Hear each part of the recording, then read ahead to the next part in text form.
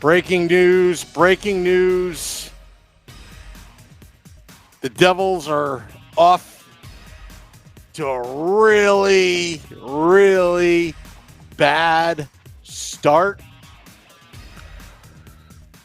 It's a happy Devils Monday. No, I'm lying. It's not a happy Devils Monday.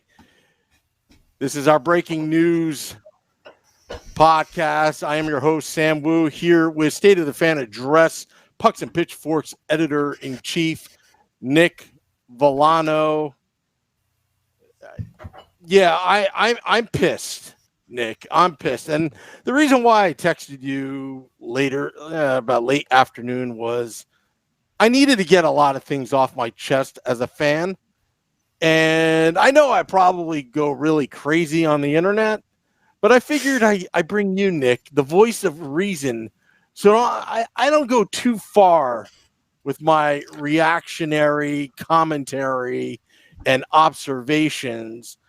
At the same time, as much as I want to blame people, we're not here to blame anyone. There's plenty of blame to go around. I want this to be about what this team really is, and I also want it to be about fans reacting with solutions, constructive criticism. I want to know why this team is 0-4-2, but in my book, it's 0-6. I'm not happy, and I'm not happy at what happened today.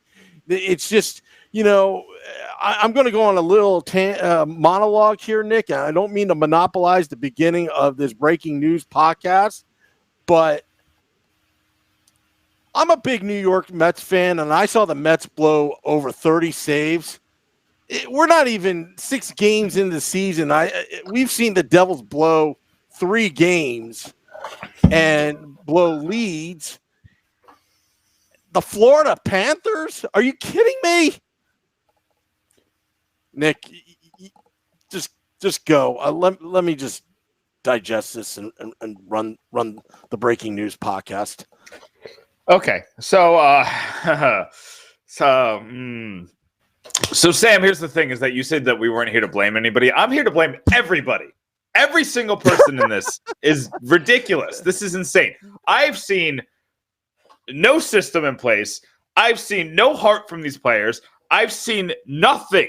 I've seen this team was insanely good in the preseason. I am over the top. And here's the thing: is that you brought me here to be the voice of reason, and I think that people will tell you about my Twitter rumblings, my Twitter musings over the past few couple games, and they'll tell you that I've scared some of my writers, Sam, because I just popped off because Sam, we've had 2. No, I'm sorry. We've had 3 goal leads. Sam, how are we winless in 6 games when we've had 3 goal leads? 3 goals. We did something that only 4 teams in the last 1,700 chances have done and blown a 4-0 lead in our home opener. And now we're winless. Nick, I was just trying to be nice to start because I didn't want this to be a John Hines pissing fest. I mean, everybody's to blame, okay? Everybody, and when I mean everybody, everybody's on the block because we're all have a vested interest. And when I mean all, I mean Devils ownership, I mean Ray Shero, I mean John Hines, I mean the players, I mean me as a fan, you as a fan, Nick, the people that are listening and watching at home, you the fan. We have a stake in this, and we're all to blame. I mean, we got to hold everybody accountable with this, including ourselves, the fan. I'm even holding organist Pete accountable if he is misplaying a key on the organ and that caused that lead to diminish to a 6-4 loss where the Panthers mauled the Devils. Yeah, I'm holding organist Pete, the nicest guy in the world, accountable. Because you know why? because as a hockey fan, we talk about superstition. You sit a certain way, or you don't go to the bathroom till after the game, because if you do, the devil's loose, or you piss in your pants. Not that I ever did that before, but anyway, almost for that 3 overtime game, Stanley Cup Finals against Dallas back in 2000. I almost pissed myself, but I didn't. But Malakoff had to blow the superstition. But anyway, we're all responsible here. I don't want this to be, that's how I started off kind of slow with the breaking news. I didn't want this to be a pissing fest with John Hynes, but he is, he's got to be accountable. I mean, come on. How many years is this rebuild? And I'm figuratively speaking from my heart right now. I'm not making accusations or pointing fingers, but honestly, I feel like I've been duped. I even feel like I'm duped with this trust the process analogy. First overall pick. This is the Devils' year. The Devils' marketing, since Lou Lamoriello has left, has gotten so much better. And I'm actually drinking the Kool-Aid and buying into it. But right now, I feel like there's a bait and switch where I think that this team has a chance to do some damage to in the playoffs and make the playoffs. I feel like I'm duped. That's how I feel. I feel like, anytime those season ticket holder reps that don't realize I'm a season ticket holder and they're really trying to upsell and this and that. I'm not going to name names because they're just doing their job. But you know what? They can't close the sale on me because this team can't close out games. That's just the bottom line. All right. So here's the thing. Did I go off you went just far enough, because I'm gonna push you over the edge. That's what I'm gonna do, because you know what? I just, Sam. So here's the thing.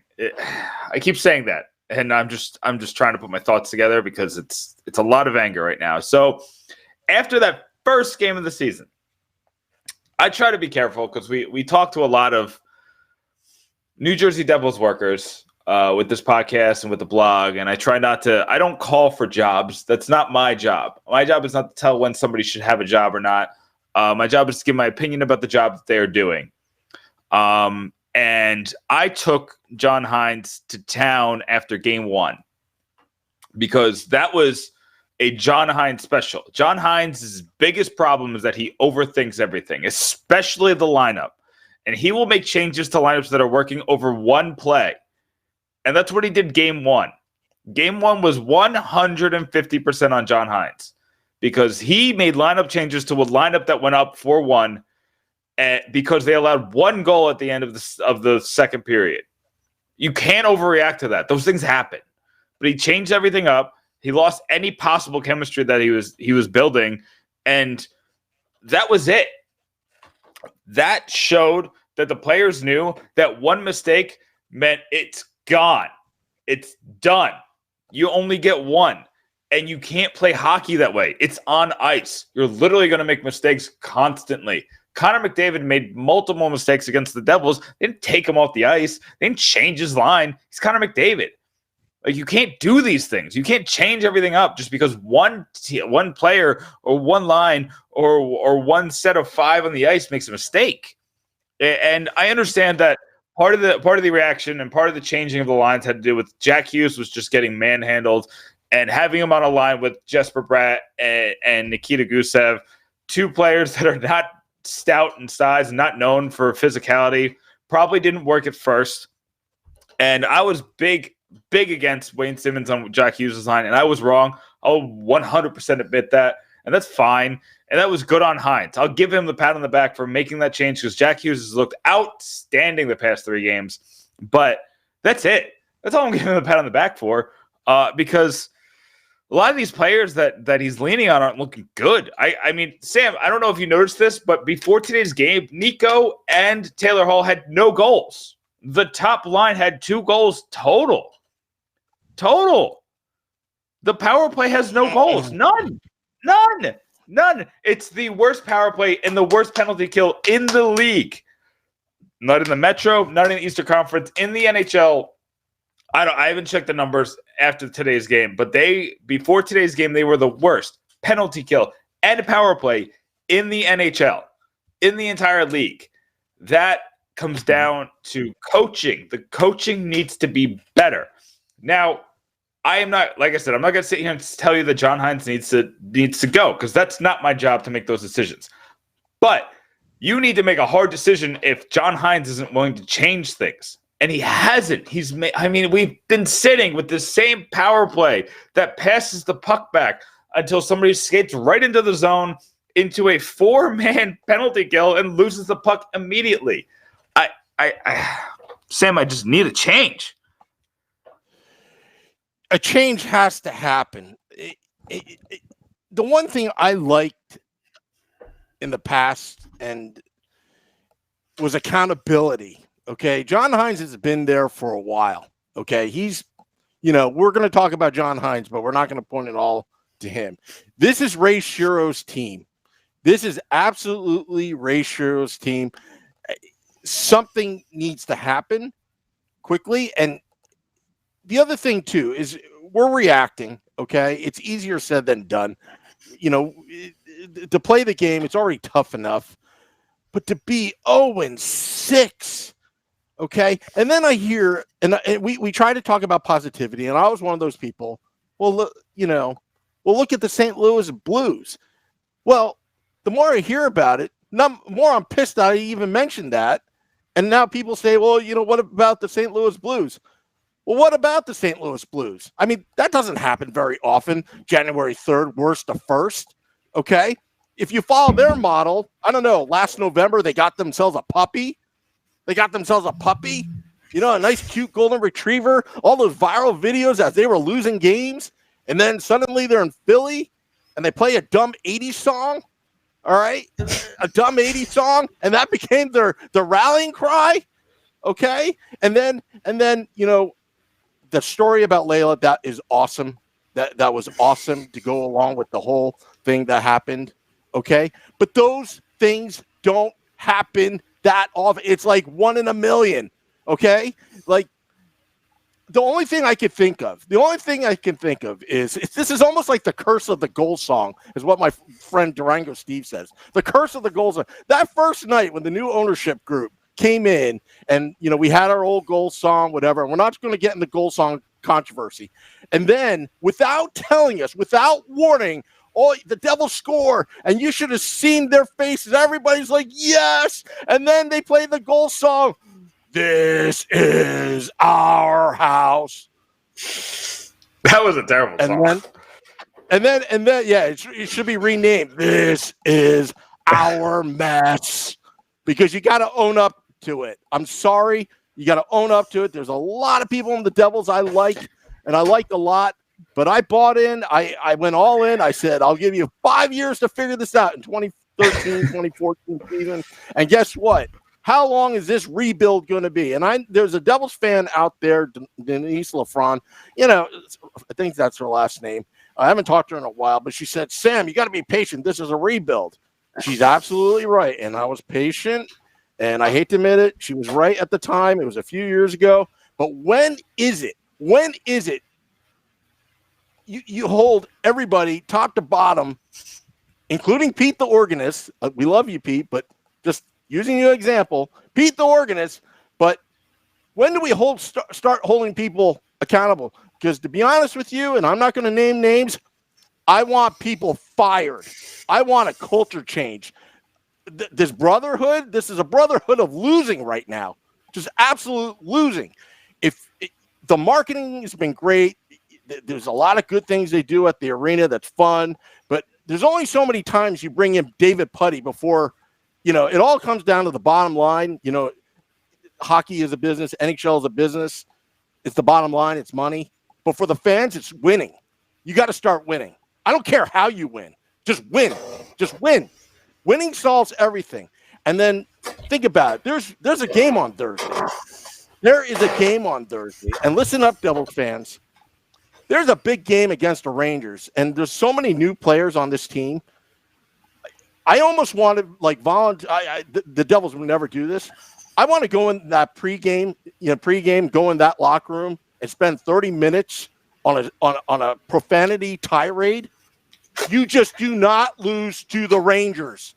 Okay, you can go, 0 for whatever the entire season, but you do not lose to the New York Rangers. And then this whole crap about Kakko scored his first goal. I mean, the ammunition that Rangers fans have right now, although their team kind of sucks too, in my opinion, but still, it's all about winning. They have a Winning win. solves everything. They have to win. It's a must win on Thursday. If not, I want to see people fired. And I'm sorry. You know, I'm not somebody specific, but I want to see something. I want to see John Hines throw the bench on the ice or something, like Robbie Ftorek. Like that's how emotional it is. Okay? You got to show some heart out there. And I'm just tired of just keeping my mouth shut. You know, okay, I trust you guys. All right, you know, they did the whole like, now we rise, hashtag now we rise, and Devils inside, and then there was some photoshops were sat inside, and then this and that, and hashtag we are the ones. Now, how about hashtag you better win on Thursday? You know, I'm probably waking up the neighbors right now, screaming into the camera and microphone. Yeah, I mean, I'm with you. I live in a townhouse, so the neighbors are right here. Right here is where the neighbors are. So sorry, guys, but I don't care. I'm gonna wake them up. I'm gonna let them know that the Devils are terrible and something needs to be done. And I think here's the thing, though, Sam, is I think that a lot can be done. I'm not convinced that Ray Shero has made a decision on the head coach yet. No. I don't know if he makes it to Thursday. I'm just being honest. It could happen tomorrow. I don't know. I based on how he dealt with Therrien in Pittsburgh, it would have already happened. He fired Therrien after a game on a Sunday night, and then kind of dealt with it all Monday morning. But you know, Ray Shero is a very different general manager. That was in 2000, I believe it was 2009. Let me just double check. It was 2009. It was February 2009 when he fired Therrien, and he gave him a long leash. It took a while. But then he brought in Bylsma, and Bylsma brought them all the way. I think they won that year. So clearly he knows what happens when you do this. The Devils fan base knows. We've won a Stanley Cup when you fire a coach. The last team, the current Stanley Cup champions, fired their coach. The Pittsburgh Penguins, when Ray Shero was there, fired a coach and won the Stanley Cup. That was the first one with Crosby. So it took firing a coach to get that to happen. I'm not saying that that's where we are. I'm not. I'm saying there's something wrong with the coaching staff, and it's been wrong, and we need to figure out a way to fix it. If firing it, I'm also not saying that firing is not the answer. I'm saying that that's something that Ray Shero has to look deep into his heart to figure out what's going on here, because this head coach and these players, something isn't clicking. Something is not working. But before you get into it, Sam, I don't know if did you listen to any of the press conferences after the game today? Actually, I was so pissed off that I was actually in the car in New York. You know, we all have to work here, and I was listening to the game 4-1. Then it was 6-4. I just shut it off. I didn't even look on Twitter. This and that, and then when I posted that thing that we're going to have a special podcast tonight, I didn't even consult you guys. I just went out and did it, and then I consulted you guys, hoping that please, Nick, could you come on? Can you please? Because I don't want to be the one cursing up a storm, and then I get myself in trouble. But yeah. Okay, so I listened to the press conferences. I listened to every player that they put online. So it was Schneider, it was Hall, it was PK Subban. Every single one of them said, this is our fault. This is on the players. This is on us. And they took accountability, and they specifically went out of their way to say the coaches are doing their job. We have to execute. And then I listened to John Hines, and I expect to hear something of the similar sort. Like, I have to do a better job. I have to get these guys prepared better. He has to do something. Just tell me that you know that what you're doing isn't working. You need to tell me that. I need to hear that from your mouth, that you know what is going on. The past 6 games, the past 2 weeks is not acceptable. But it's like the worst kind of status quo. It's like Lou, the worst parts of Lou all over again. So yeah, you know what? It's from a fan standpoint. again, I hate to use this another New York Mets reference, but remember that video after he left the Mets, Terry Collins, and then a year later, a video came out when Noah Syndergaard tried to hit Chase Utley, and you saw the raw emotion of a fan. I'm sorry, a fan of a manager, and all the cursing and this and that. At this point, I don't want a diplomatic response or Larry Robinson when the garbage cans in the locker room tossing it around after Game 4 against the Flyers in the 2000 Eastern Conference Finals, or Robbie Ftorek getting so pissed off at the refs that he threw a bench out in the ice. As a fan, I want to see that. I want to see emotion. Play with some heart. I know you have it in you, Devils, all the Devils players. I know you have it in you, but why are you suppressing it? It's almost like they're overthinking it. They're overpassing.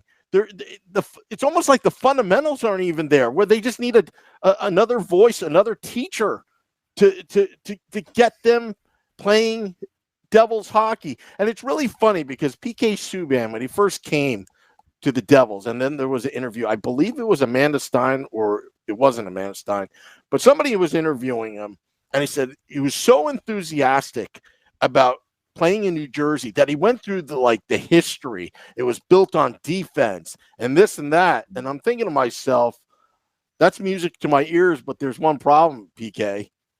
This is an entirely different regime. We don't play the trap anymore. We don't do any of that stuff.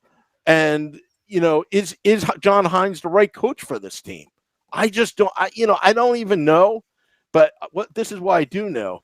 You better start winning, because the process has gone too long. Okay, Taylor Hall has this great MVP season, and you just barely got into the playoffs.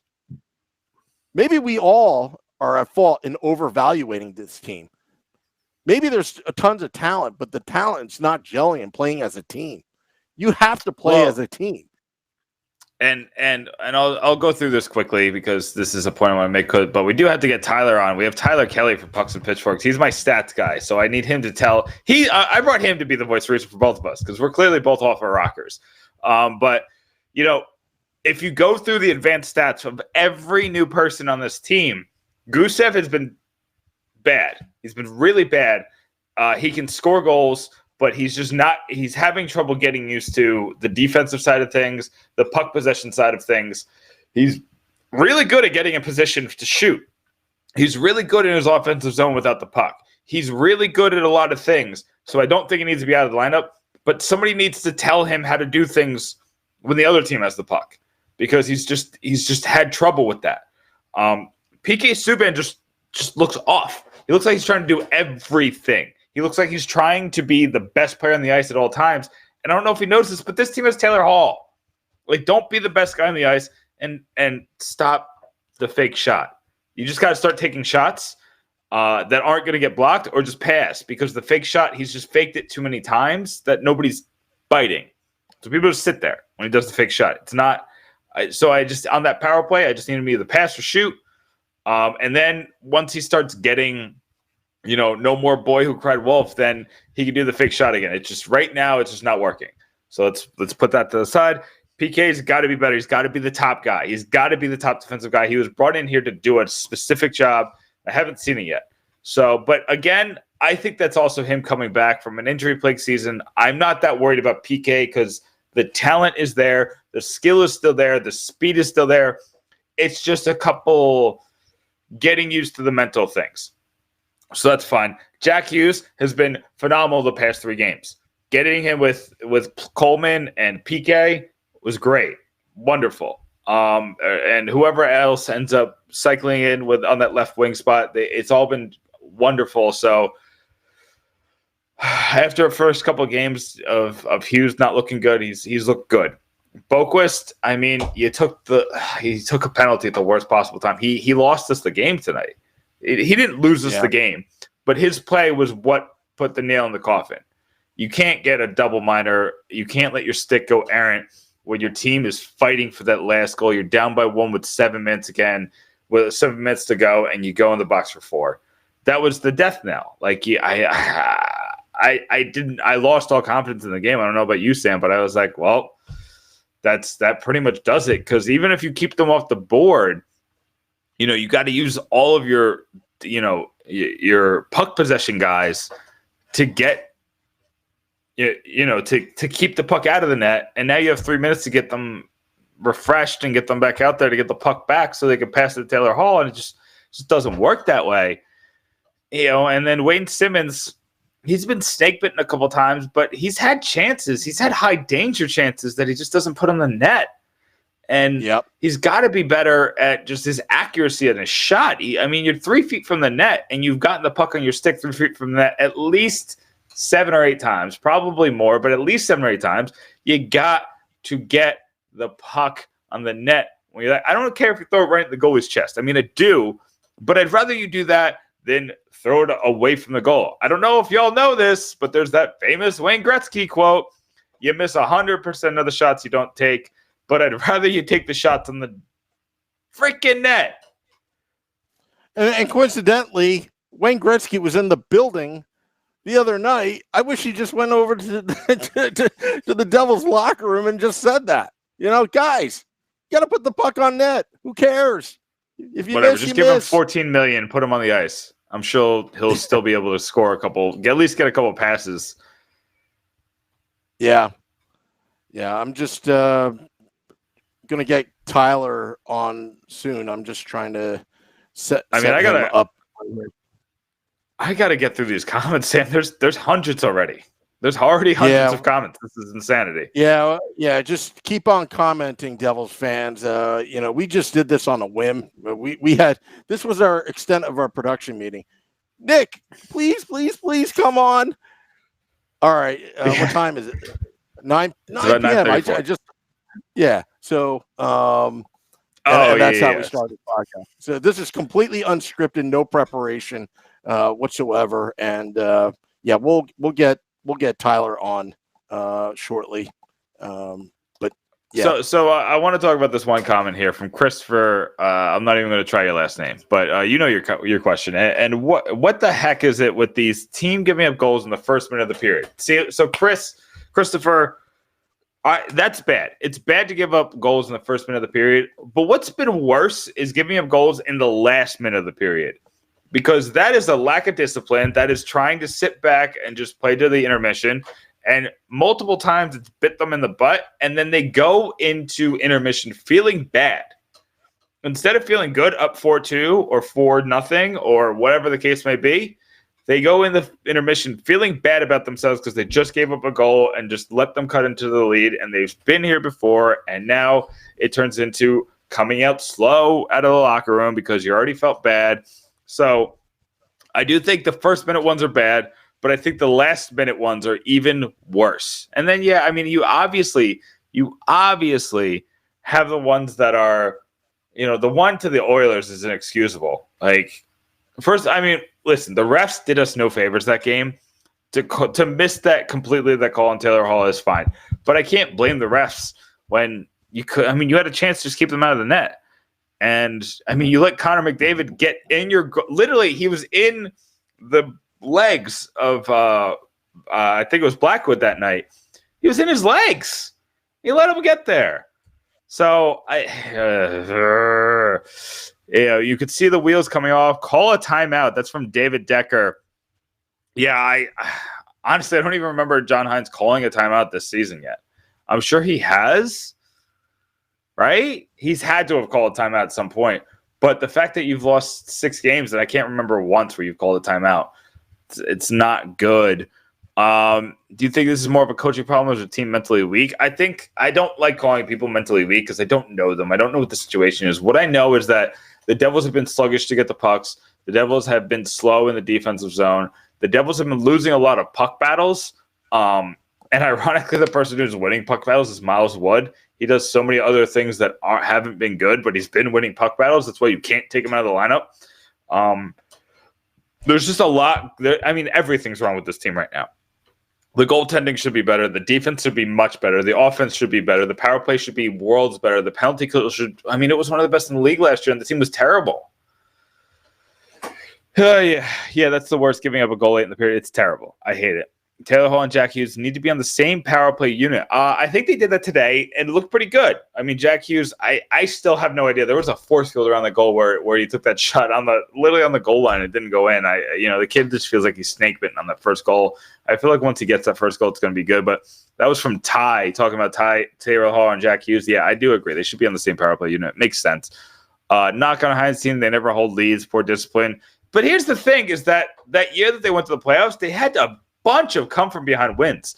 So I don't know if it's the Heinz thing or whatever, but has he called the timeout of his career? He has called the timeout of his career. Yes. Peter Jr. wants to throw a chair. Peter, I'll throw a chair if you really want me to. There's a lot of fancy equipment that Sam probably wouldn't like me throwing chairs around. So maybe I'll do it later. Maybe we'll do it off the air. However you look at it, either way, we're 0-6. Brian, you are absolutely correct. We are 0-6. This is awful. This is the worst. We were supposed to be one of the biggest surprise teams in the league. A lot of people had us going to the playoffs, and we haven't won. I think, I haven't paid attention. Has any other team not won a game yet? I don't know. But either way, it looks like we're well on our way to be the last team to win a game in the NHL this season, which is pathetic. That's pathetic for a team that has an MVP, 3 number 1 overall picks, the leading scorer in Russia last year, a former Norris Trophy winner, a goalie who looks like he was playing at Vezina levels in the preseason, another goalie who's very capable backup. Sam, I don't think I've stopped talking since you left. Really? Were you talking about anything good? How's the weather down there in Florida? It's nice up in Jersey. It's like 80 degrees. It's amazing. Yeah. Wow, the comments are flying in. Facebook Live, YouTube Live. I can't even just the Periscope feed. I think we're hitting record numbers. Anyway, on the Bobby's Auto Care hotline from Pucks and Pitchforks, he's a contributor. Doc Kelly. Doc, I asked you a question before you were patched in. Are you pissed? Because I am. Absolutely. There's not a. I mean, I don't understand how somebody couldn't be at this point. I mean, 3 home losses where they blew 3 leads. 2 of them. Well, one was a 4-goal lead. One was a 3-goal lead. It's embarrassing at this point. It's terrible. Tyler, so we tend to save you because you're our stats guy. You're a guy who's you know your stuff. You're probably one of the better hockey minds in the Devils community, and I'm glad that I could call you one of ours. But I specifically wanted you for this because you're the guy who you're the numbers guy. This is the team. This is a Devils team that went with the numbers. They have one of the better, or one of the more robust analytics teams in the league, but it seems like all the analytics are telling them that they're making the wrong decisions in terms of how they're running this lineup and how they're doing things. So, Tyler, can you tell me where that disconnect is?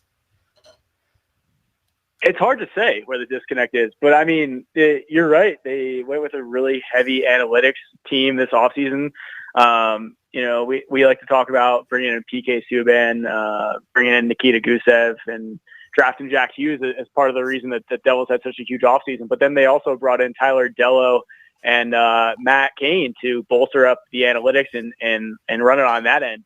And we even heard John Hines in the pregame today. He was talking about it, how the Devils were in the top half of the league in expected goals for, and in the top half of the league and expected goals against, and he thought they were doing things well at 5v5. They were struggling on the power play, but currently the Devils are 25th in the NHL in Corsi for percentage at 45.88, and expected goals for percentage, the Devils are 26th in the NHL at 46.78.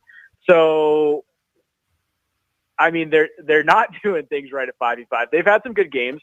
Credit to the Oilers. The Oilers are off to a hot start, but that lineup after McDavid and Draisaitl is looking a lot like Bakersfield. So, yeah, they did great at 5v5 against a team like Edmonton, but they should do great at 5v5 against a team like Edmonton. And then you look at my biggest issues, and I think it's most people's biggest issue at this point is special teams. Of course, I just exited out of what I was looking at, but the Devils, I think, right now are 18th in expected goals for per 60 on the power play. That's not terrible. The obvious issue is actual goals for, where they are last in the league. I think they are currently the only team without a power play goal to this point. I can confirm that in a second, but you're not going to win games if your special teams are absolute garbage. Okay, so they aren't the only team without a power play goal. It is the New Jersey Devils, obviously, the Anaheim Ducks, the Arizona Coyotes, and the Ottawa Senators. That's not great company right there. And the penalty kill, which is supposed to be a strength of this team, has been hot garbage. Pavel Zacha. Now, just go ahead. Tyler, real quick on that. But don't last time I checked, because I wrote about this over the weekend. Don't the Devils have way more power play chances than anybody else, including 2 5-on-3s though, over those other two teams? Over those three teams. The Devils have 34 minutes of power play time. The Ottawa Senators have 33. The Ducks have 28, and the Coyotes have 16. So they definitely have the most time on ice, but it's not a crazy amount more than Ottawa, and it is 6 minutes more than Anaheim. And I would 100% expect the New Jersey Devils to have more power play goals than the Anaheim Ducks and the Ottawa Senators. Neither team is very good. Neither team is supposed to be very good, and yet here we are. And I was talking about the penalty kill. They have one of the best penalty killers in the league. Pavel Zacha is great on the penalty kill, and they're getting slaughtered on the penalty kill too. They're not good at 5v5. Their special teams are terrible. I can't pin this on the goalies because obviously the team's been bad, but the goalies haven't been great either. So we're talking about a team from top to bottom, from the coaches down, that has been pretty awful. And it's 6 games. It's only 6 games, but how long can this last? How far are the Devils willing to go to ride this out? How long is this going to go? Like, how many games is too many games? Is wasting the last year of Nico Heischer's entry-level contract and the first year of Jack Hughes' entry-level contract and the last year of Taylor Hall probably. Is that worth it right now? Is John Hines worth it? No, he's not. So I think you all know where even if this isn't the last year of Taylor Hall, even if by some miracle we do resign him, it's the last year of Taylor Hall at $6 million a year. Yep, absolutely. You're not going to beat the value of having Taylor Hall, Jack Hughes, and Nico Hischier for less than $8 million. You're not going to beat that value. It's never going to happen again. And we're already at the point where the Devils have wasted having Nico Hischier and Taylor Hall for less than $7 million for 2 years. I mean, they made the playoffs 1 year, so I'll take that back. 1 year they wasted it. They didn't really waste it the year they made the playoffs. I'll take that back. But we're talking about a team that is not about to. It's a little too early to say about to, but it's potentially going to waste another year where their top 2 centers are on entry-level contracts, and that in the cap era is inexcusable. And I heard you guys talking about it earlier. One of the things that I think Sam brought it up, you missed accountability. I agree 100%. I've been pretty critical of late years Lou. He was a mess at the end, but if there's one thing he didn't stand for, it was what's happening right now would not be happening under Lou. I think we all can agree that after the game today, after another collapse at home, Hines would have been done. And he still could be. I don't think he makes it past this weekend. Maybe he does, and maybe he proves me wrong, and I look like an idiot. I've looked like an idiot before. I'll look like an idiot again. But how much longer can this go on? Right now, the Devils, so I like to use Micah Blake McCurdy. He runs the site HockeyViz, and he has these heat maps which tell you basically a threat level compared to league average. Right now, the Devils are 22% below league average in the offensive zone. And they're actually doing okay in the defensive zone. They're 11% above league average, but that's a net of negative 11%. That's terrible. That's absolutely terrible. And that's at 5v5. That's where John Hines thought the team was doing well, but that's not good. And I think that's what we've seen with John Hines, is that he can be a good defensive coach, but can he actually maximize his skill players in the offensive zone? That's the question that we have to address at this point in time. Can he coach a team comprised of skill players versus a team comprised of grinders? Can he do that? I don't know the answer. I don't think anybody knows the answer right now. Tyler, I at this point, I would go with the. It's so bad right now. I'd go with the coach by committee, like what Lou did. The GM, Scott Stevens, and Adam Oates over what's going on right now. Because at least then, Adam takes the care of the offense. Scott takes care of the defense, and then you got the GM right there holding everyone accountable and knowing what's going on. Now, I'm joking, Devils fans, the ones listening in. I don't really mean it, but it's gotten that bad that even that solution's better than what we have right now. Like these coaches have been here for a while now. Why is this team losing?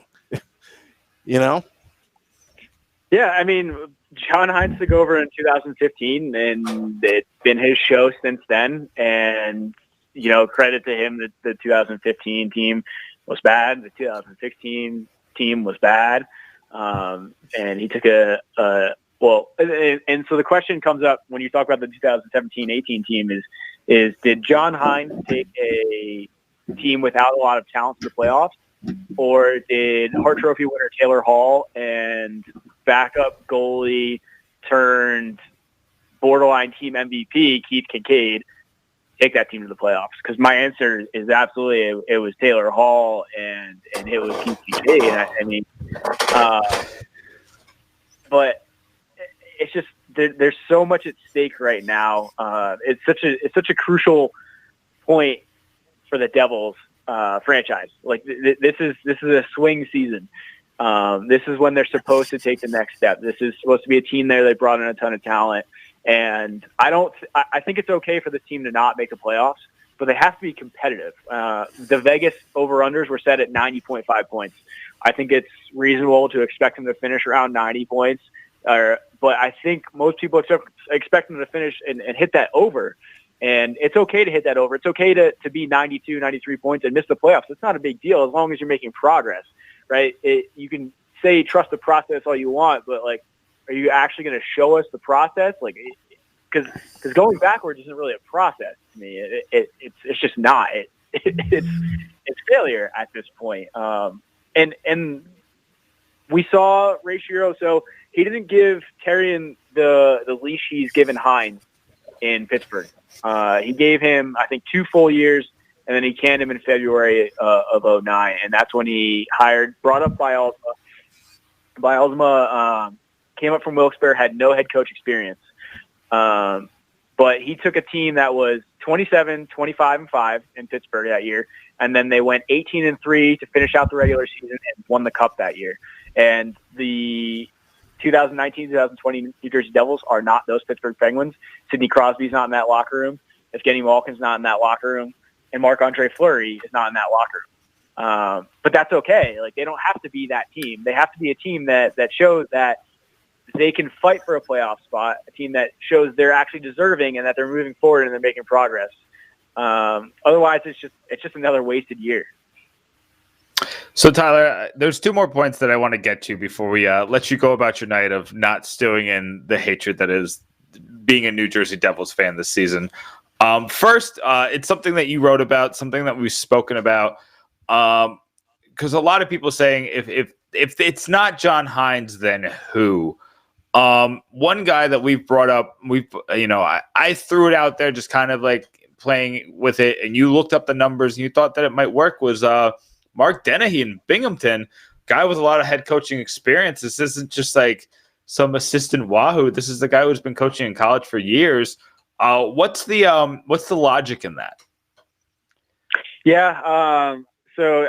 You edited my piece, so you know what it says. But I basically compared the two situations: those 08-09 Penguins to the current Devils, and Dennehy was brought on. He's coached 12 years. 12 years as a head coach at Merrimack. So he's got tons of head coach experience. If I'm not mistaken, this is his first year in Binghamton. So he doesn't even have a full year of professional head coach experience, but neither did Bialsma when Shiro went to him. And he's got experience. He's used to handling young teams. And he didn't have a ton of success at Merrimack, but to be fair, I mean, they were playing Hockey East, and it's Merrimack. Like, what do you really expect?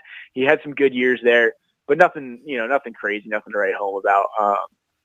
But he is definitely an option if they actually move on from John Hines. He would make a ton of sense. Guy Boucher is another one who, although I'm not a huge fan of him, he could potentially make sense. He's a really, really heavily structured coach. And we all saw him do a lot with a little in Ottawa. I don't necessarily want to see him come here and see the Devils run a 1-3-1 again, but if that's what it takes to win some games, then that's what it takes. But realistically, I think Dennehy is a really good option. If the Devils move on from John Hines and they bring Dennehy up from Binghamton, you're looking at a guy who can coach out the rest of the season, and you see what you've got in him. If the Devils like what they see, great. You have your coach of the future. No need to panic. If they don't like what they see, you're set up to pursue Dan Bialsma. He's an assistant right now in Detroit, so you're probably not getting him. I tried to look it up earlier to see if teams had been able to poach assistant coaches off other teams midseason, and I can't even find any information about it. So I don't think it's realistic to expect it now. I don't think Detroit would give him up. And if they did, maybe it costs a pick, but maybe that's worth it. But alternatively, you go with your AHL coach and you see what you've got with him. And if it doesn't work, then next year you have plenty of time to go through an entire head coaching search. We saw the Sabres kind of go with an off-the-board head coach decision this offseason, and it looks like it's working out really well in Buffalo right now. I mean, they had a pretty epic collapse last year, but they're starting off hot this year. They brought in a new head coach, and an unorthodox head coach, one who had coached soccer. He's coached hockey as well, but one who had coached soccer. And it's not wrong to go outside the box, but I would expect Shiro to go with somebody he trusts. He did that when he brought in Hines to coach in New Jersey, and he did that when he brought Bialsma up in Pittsburgh. And he has his guys. And the next head coach is who he's tying himself to. Ray Shiro probably does not outlive, as the general manager, the next head coach of the New Jersey Devils if he moves on from John Hines. He is tied to that coach, so it's not something he's going to take lightly. So this season, realistically, Dennehy's a really good option, one that wouldn't shock me, and Guy Boucher really one of the only other options. There's other coaches out there, like Randy Carlisle is a cup winner, but I wouldn't go near him. His teams in Anaheim were awful. His results as a coach have been pretty brutal. His shot share has been pretty brutal as a coach. He won that cup in 2007 with the Ducks. So. And the last thing I want to ask you, it's something I literally just brought up in our chat probably 10 minutes before the podcast. It's something that I'm going to write about tonight, but it's something that you seem to be on board with. I think there's one man to bring in to kind of right the ship, make things a little bit easier. He's beaten cancer, so I think he could beat an 0-4-2 start. And I think this Devils team needs Brian Boyle. He's out there. He's literally, you don't have to spend anything except for money to get him. You have the cap space. So tell me why you're on my side, Tyler.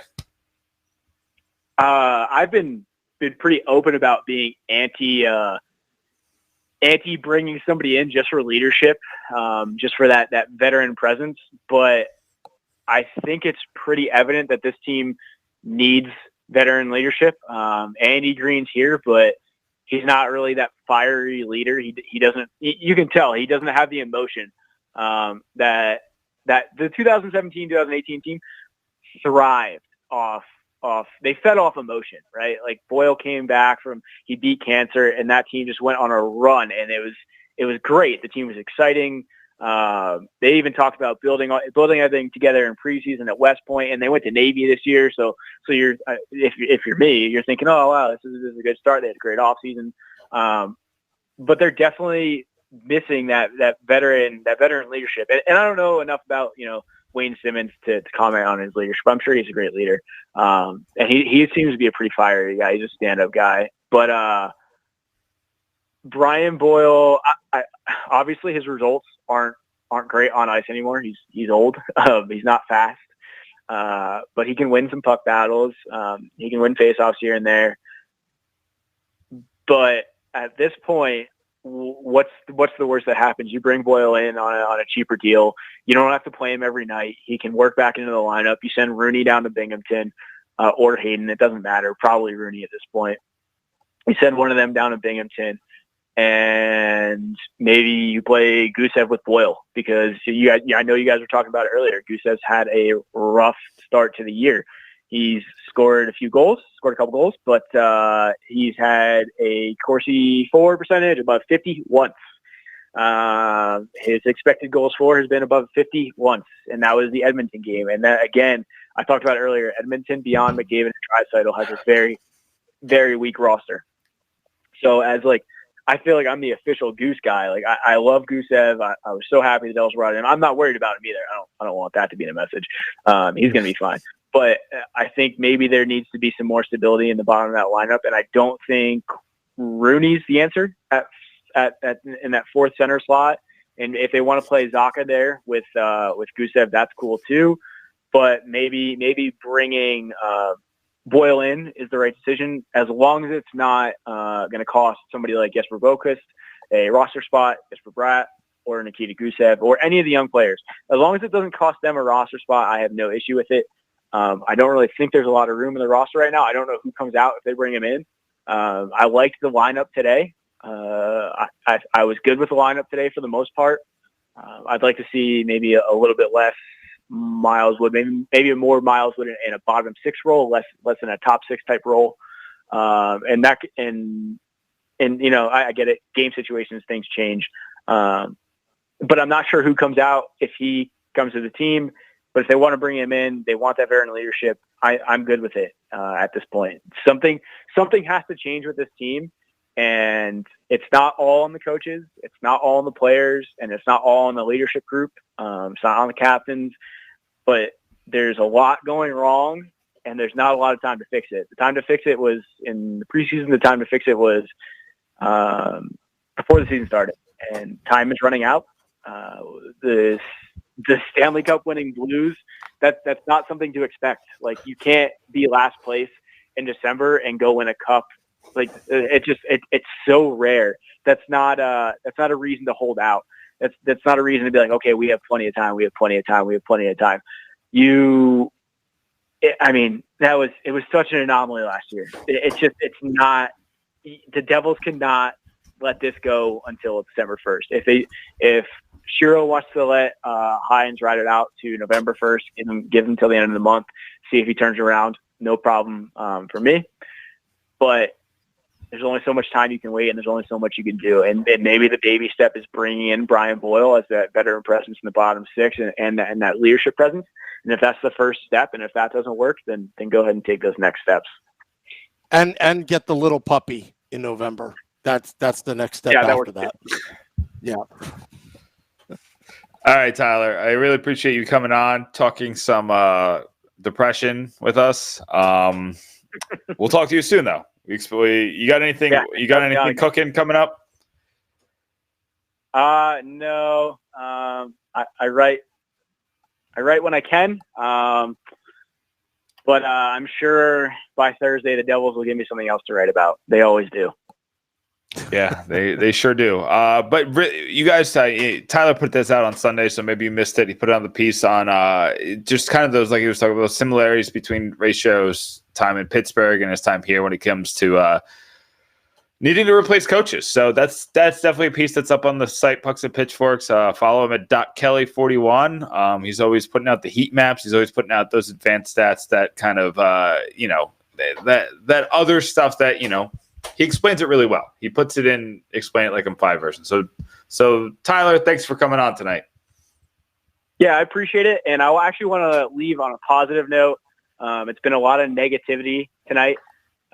So positive note, I'm just going to give you a very quick statistic.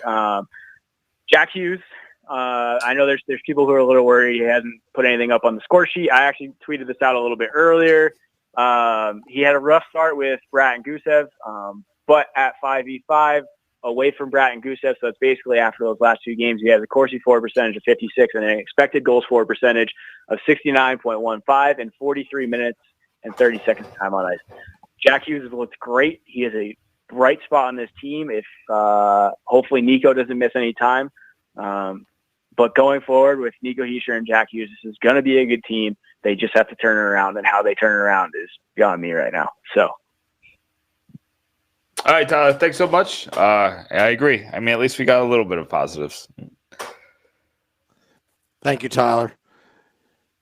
That was Tyler Kelly, also known as Doc Kelly, Pucks and Pitchforks contributor. There's a little bit of Facebook Live wants me to rant again. Well, you can rant. You can rant at the end. We ranted plenty. I just wanted to kind of go into the Boyle thing real quick. Yep.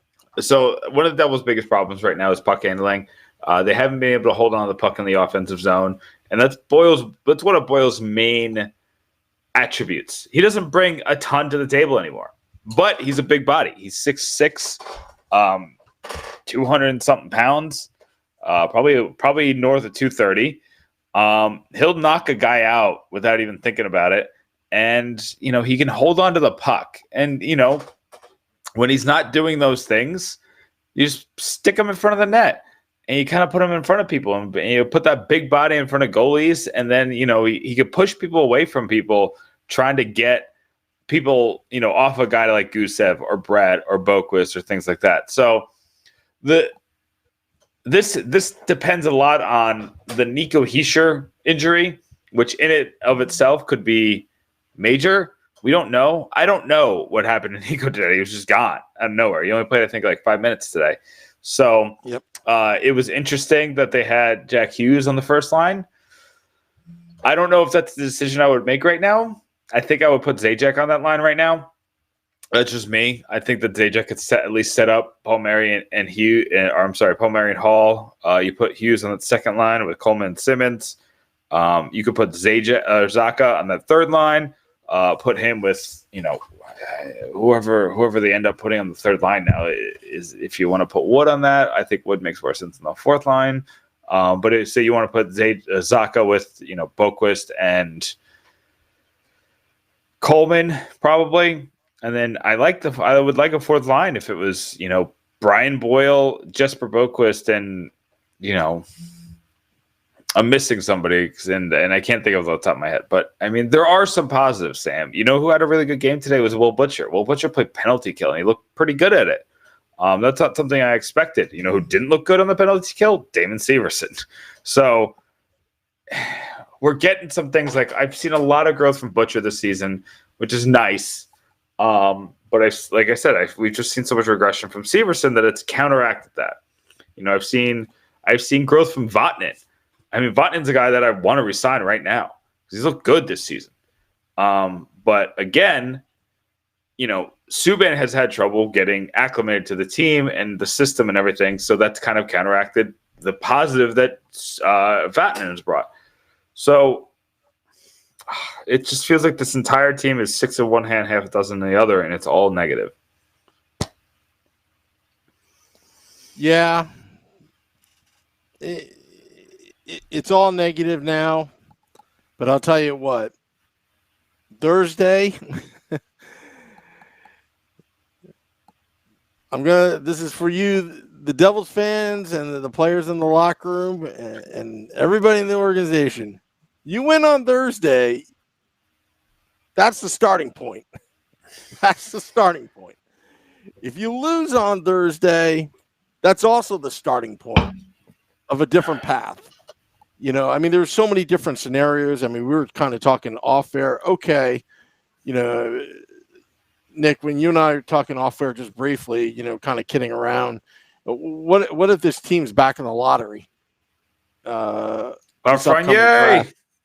Lafreniere! It's like Taylor Hall, who? You know, I mean, you know, but, you know, I'm tired of having high picks. I'm tired of it. I'm tired of losing. You know, I'm just tired of all of it. And then when you look, you know, all the former New Jersey Devils executives that have moved on, Lou Lamoriello, I look across the river, you know, into Long Island, what I see is somebody that took a team that lost their franchise player and got them not only into the playoffs, but sweeping the first round and going into the second round and being ahead of the Toronto Maple Leafs and John Tavares, you know, getting a little bit further. Although, you know, second round wasn't much, but I mean, that was a huge accomplishment. Or David Conti bolting, and in his first year as scout of the Vegas Golden Knights, they make it to the Stanley Cup Finals. The trainer even got fired. What happened to him? He went to St. Louis, and guess what? He comes home with a Stanley Cup. The cup was actually in New Jersey. Phil Pritchard brought it. I was there, and he brought it back to the Verona Inn. And when I see that, I get really frustrated. Like, you don't know what you really have till you lose it in that scenario. But at the same time, we shouldn't be living in the past with Lou Lamoriello. We had some great times. We need to move forward. This is a struggle right now. That's what it is. It's a struggle. We're trying. But at the same token, that one ingredient that's not there in terms of winning comes out to one word, Nick, I think, is consistency. The fans are hollering about the line changes and mix and matching and, you know, this and that. I think the fans are right. You're not going to develop that chemistry to if the lines are changing all the time. Now, I'm not questioning John Hines, you know, that or saying that John Hines shouldn't do it. What I'm saying is none of this makes sense to me. And when it doesn't make sense and doesn't make sense to the Devils fans, what are we going to do? We're going to be pissed.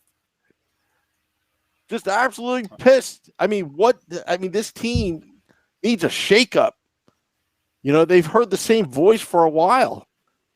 You know, and at what point, where does Ray Shero be held accountable for all this? This is his team now. There are no excuses anymore. There really are none. And that's how I feel. I mean, yeah, one of the last points I want to make is just that. So if we don't go with Dennehy and they do want to make a change at coach, there's a lot of coaches out there, excuse me, that you could bring in just kind of like, hey, we need you for one last hurrah. We need you for one last season. We just need you to break this ship, and then we'll find a new guy in the offseason. You know, maybe they bring in Bilesma in the offseason, or maybe they bring in another, you know, the other hot new assistant, you know, the latest Dallas Eakins, the other AHL coach, or whatever the case may be. Or maybe they groom Dennehy for the season. But there's a couple guys that are retired. Sutter is a guy who said he doesn't want to come back, but maybe that he doesn't want to come back for a full-time role. Maybe he'd be willing to take a 1 year, you know, if he knew it was a 1 year, if he knew it was a 1 year deal, maybe he'd be willing to do it, to know that there's no obligation after this season. You know, there's, I had them all in my head earlier, but there's a lot of players there's a lot of coaches that are still out there that can do something. They're older, but they come with experience. You know, he brought up Guy Boucher. You know, there's guys out there that the Devils could bring in and could make a difference. And even if it's just for this season, just to right the ship. And I don't know. I'm having trouble making. I'm having trouble bringing up reasons why the coach is not at fault. And if you don't change him, then he needs to change. Those are our options, and those are the only options. Couldn't agree with you more. Things need to change. We'll definitely be on top of it. We felt we needed to do this podcast tonight, Nick, because it just didn't feel right not to and let it all out. Because I'll be honest, I was pissed. I was so pissed off that I just turned off everything, because Let's Go Devils podcast. We're preparing for a pregame podcast at PJ Ryan's on Thursday night, starting at 5 p.m. Eastern. And the team hasn't won a game yet. Jack Hughes doesn't have a goal. And Kakko has a goal. This is not good from a fan standpoint, from a bantering standpoint.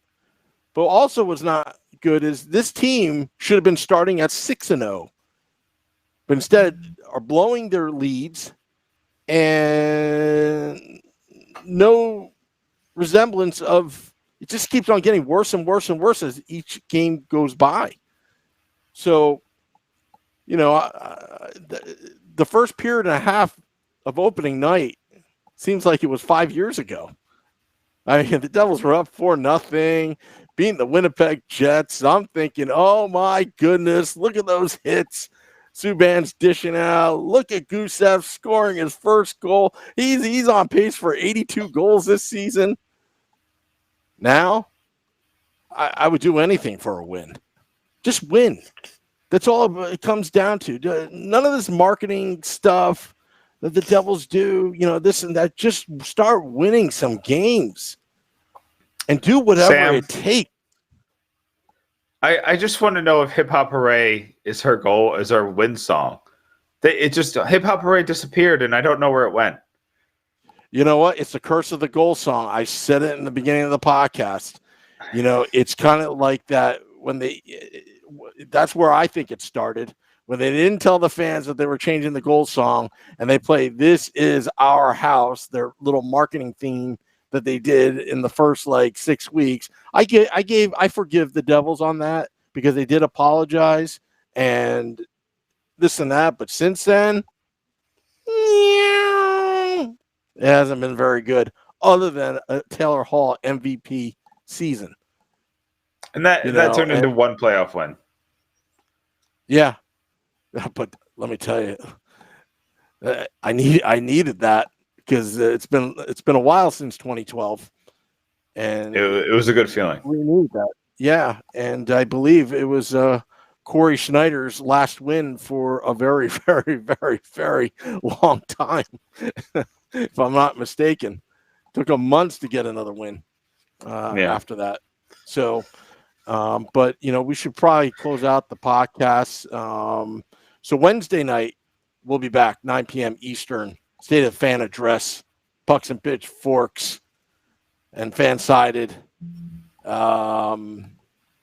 We're scheduled to have Chris Westcott on. I don't know. Maybe I might have scared him off after this, but we're still scheduled. So. Oh, you know what? Chris is a good guy. And he'll know you can't deny it. Fans are pissed. We're all pissed. I'm sure he's pissed. He's got to cover this crap. This is his first year in New Jersey. This is what he's dealing with. No, I'm not suggesting that, oh my goodness, he's 0-6 since coming to Jersey. No. But what I'm saying is I want to hear his insight, because he's with the team all the time, and get, what kind of solutions that maybe Chris think that they should do, or what's really happening, down there. And what I want to know is, what's the status of Nico Hischier, because he seems like he's the only bright spot at this point. and then he goes down. So, that should be interesting as well. So, well, I mean, we gotta talk to your boy Chico, because Chico, apparently Chico, I was seeing little rumblings that Chico let it slip that Andy Green has a broken finger, and that's why he's been out. really? So I didn't know maybe that. Chico can let it slip that what's going on with Nico, because Devils aren't going to tell us.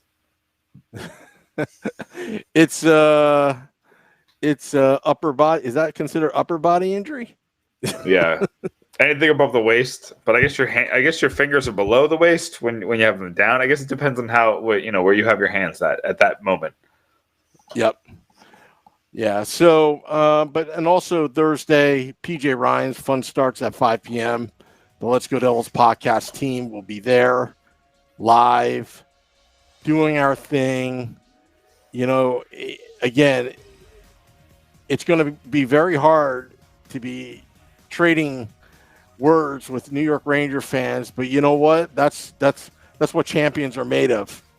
You got to go through the grind. You got to get creative. Because at the end of the day, their mayor wants to knock down their building and build a railroad tracks and trains going through it. And I support Mayor de Blasio. This is not to get into politics, but I would like to be there and see that building go down to the ground to ashes by the demolition team, because they're going to put an all aboard sign at MSG. Yeah, just make them play at the All American Mall in the Meadowlands. Yeah. Real quick though, Sam, I just want to plug that we got like a lot of content. I will have that Boyle piece out in the morning, but we got a lot of other content coming out tomorrow morning and the rest of the week. So just make sure you're following us on Pitchfork Puck on Twitter, the Pucks and Pitchforks Facebook page, and you're following. Go to Pucks and Pitchforks every morning. There'll be new content for you. I promise you that. So, just for you fans. All right. Well, I guess that's it. Breaking news. We did the Devils fan reaction, and we'll be on top of everything. See you Wednesday, 9 p.m. Eastern, here on the Let's Go Devils podcast channel.